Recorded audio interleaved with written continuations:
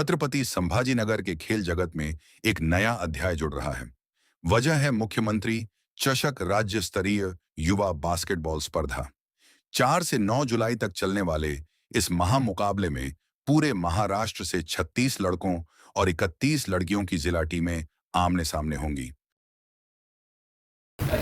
खूप अभिमानाचा क्षण आपल्या छत्रपती संभाजीनगरकरांसाठी आहे की 41वी मुख्यमंत्री चषक बास्केटबॉल स्पर्धा राज्यस्तरीय स्पर्धा आपल्या या शहरामध्ये होती।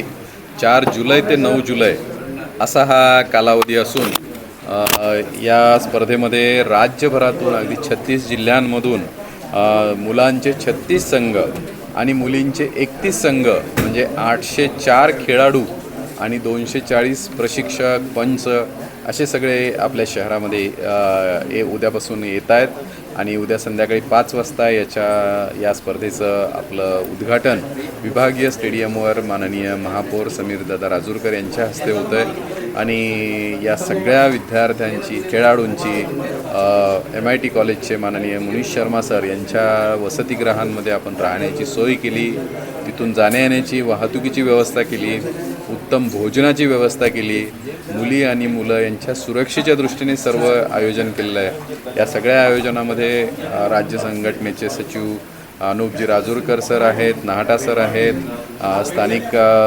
टीममध्ये आमचे प्राध्यापक संदीप जगताप सर, प्राध्यापक कड sir, Rokade sir, Mirkar sir ही सगळी मंडळी मिळून गेली 2 महिने आम्ही याचं सुंदर आयोजन केलेलं आहे। मी आपणा सगळ्यांना आवाहन करेल की आपण आपल्या मुलांसह या स्पर्धा पाहण्यासाठी विभागीय स्टेडियमवर दररोज यावं।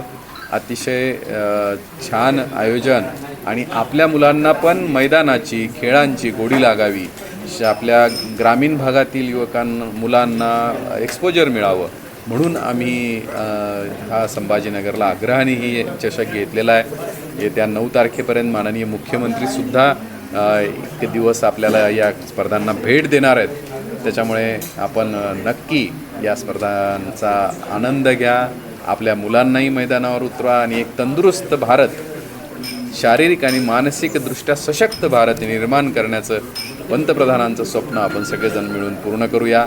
या स्पर्धेला माननीय मुख्यमंत्री देवेंद्रजी फडणवीस साहेब यांच्या नावाने आपण ही स्पर्धा करतोय आणि खेळासाठी माननीय मुख्यमंत्री नेहमीच प्रोत्साहन देत असतात, वेगवेगळ्या स्पर्धा घेत असतात, ग्रामीण भागातील मुलांना प्रोत्साहन देत असतात। त्याच्यामुळे आपणही त्यांच्या प्रतिसादाला उत्तर देऊया आणि खूप छान सहभाग आपण सगळेजण नोंदवूया ही विनंती। धन्यवाद।